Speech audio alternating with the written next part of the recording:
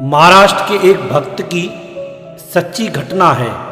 उनका नाम था नरहरि सुनार और वे भगवान के अनन्य भक्त, भगवान शंकर के भोलेनाथ बाबा के अनन्य भक्त और ऐसे भक्त थे कि स्वप्न में भी दूसरे देवता के दर्शन नहीं करते थे और दूसरे देवालय या दूसरे मंदिर में भी नहीं जाते थे।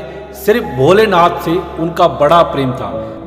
एक बार एक सेठ उनकी दुकान पर आया और उसने उन्हें विठोबा देवता के देवालय में चलकर उनके लिए सोने का कमरबंद तैयार करने को कहा। इसका प्रयोजन पूछने पर उसने बताया कि उसे कोई पुत्र नहीं था और उसने मन्नत मांगी थी, यदि उसे पुत्र होगा तो वह पंढरीनाथ देवता को सोने का कमरबंद बनाकर देगा। मगर नरहरि ने बताया कि वे भगवान भोलेनाथ के अलावा किसी भी देवालय या मंदिर में प्रवेश नहीं करते, इसलिए वह किसी दूसरे सुनार के पास जाएं। इस पर सेठ बोला कि उनके समान श्रेष्ठ सुनार और कोई नहीं है, इसलिए मेरे मन में इच्छा है कि पंढरीनाथ का कमरबंद आप बनाएं। अब तो बड़ी समस्या उत्पन्न हुई। तब सेठ बोला, मैं ऐसा करता हूँ, भगवान पंढरीनाथ की नाप लेकर आता हूँ और आप उस नाप से वैसा कमरबंद बना दीजिए।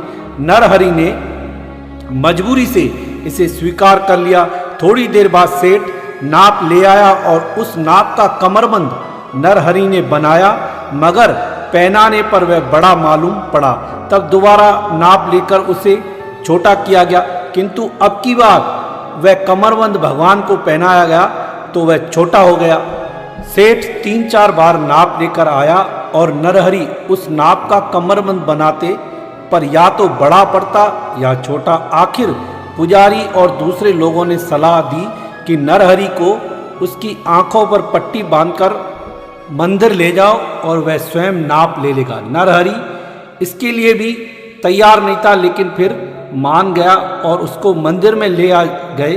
तो मूर्ति का स्पर्श किया तो उन्हें वह शिवजी की मालूम पड़ी। उन्हें मूर्ति के 3 नेत्र, मस्तक पर जटा, पीठ पर व्याघ्र चर्म मालूम पड़े।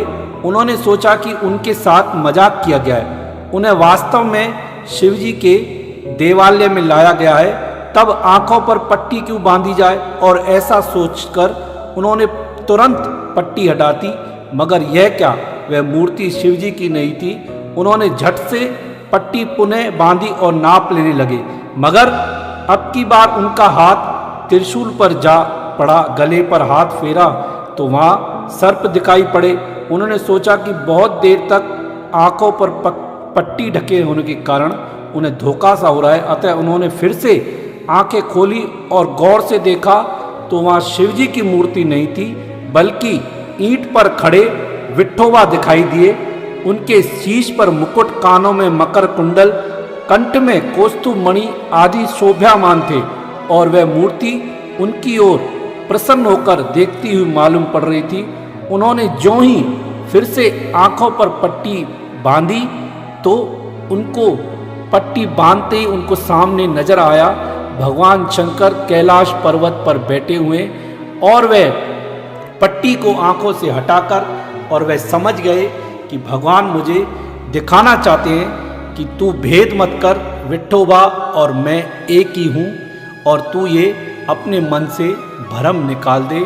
तो भगवान भोलेनाथ ऐसे दयालु हैं, अपने भक्तों के लिए कोई भी रूप बना लेते हैं और कैसा भी बनने के लिए तैयार हो जाते हैं।